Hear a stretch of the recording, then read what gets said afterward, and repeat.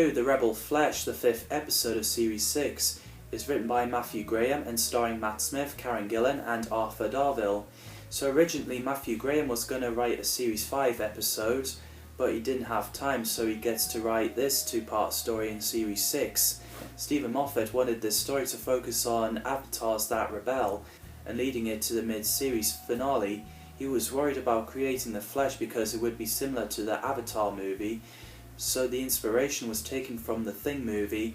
Matthew Graham wanted gangers to be relatable, as they're humans who deserved rights and didn't want them to be monsters, but he wanted them scary. However, Moffat suggested to set it in Factory Monastery, so they used Carefully Castle, taking inspiration from the Name of the Rose movie, and Matthew described this episode as the Thing in the context of the Name of the Rose. I like that description.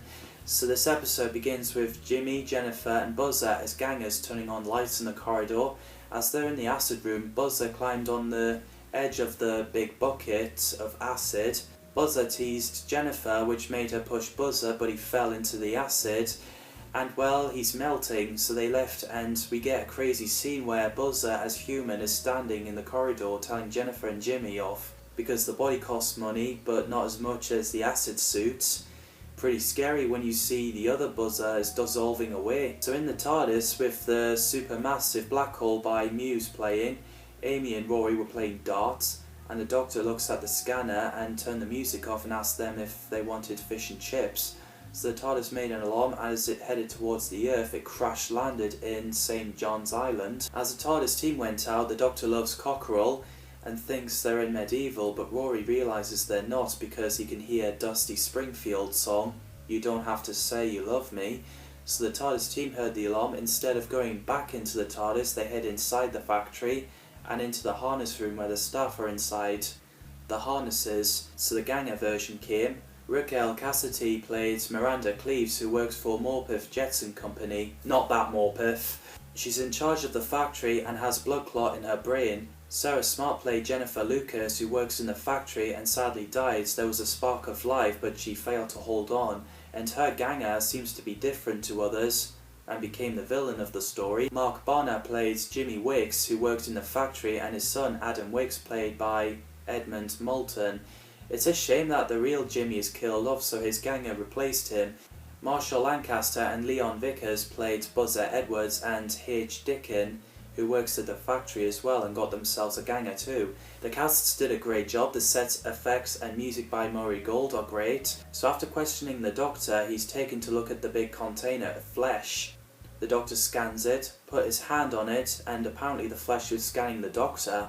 So Jennifer got herself into the harness, and it's pretty creepy the way the face appears in the flesh and Jennifer as gang appeared. So later on there was a superstorm.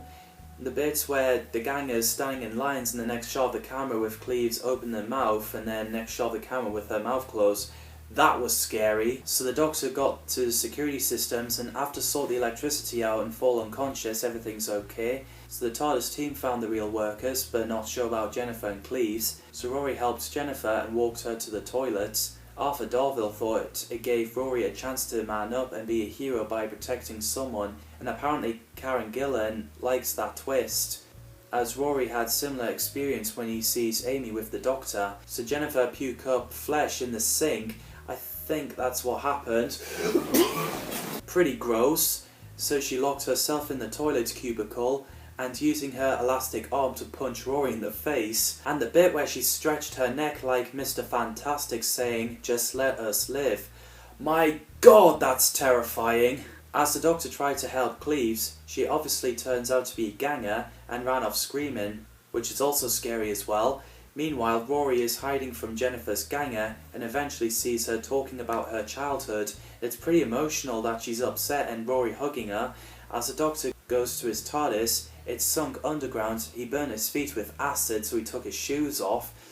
So he meets the gangers. Amy sees a woman with silver eye patch again. After the Doctor and Rory came in with gangers, including Jennifer's ganger, they seemed to argue with each other a bit.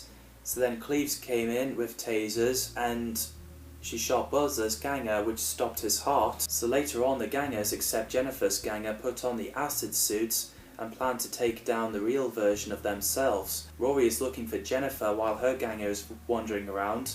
The Doctor, Amy and the workers barricaded the door. The Doctor asks someone to show themselves, and well, it's the Doctor's ganger, which is pretty cool. I was mind-blown seeing that. Trust me. I'm the Doctor. So yeah, I like this episode. I do love a bit of horror and sci-fi films, and this is what it's like watching. What did you think of this episode? Drop your thoughts in the comments down below. Thanks as always for watching, and see you in the next video.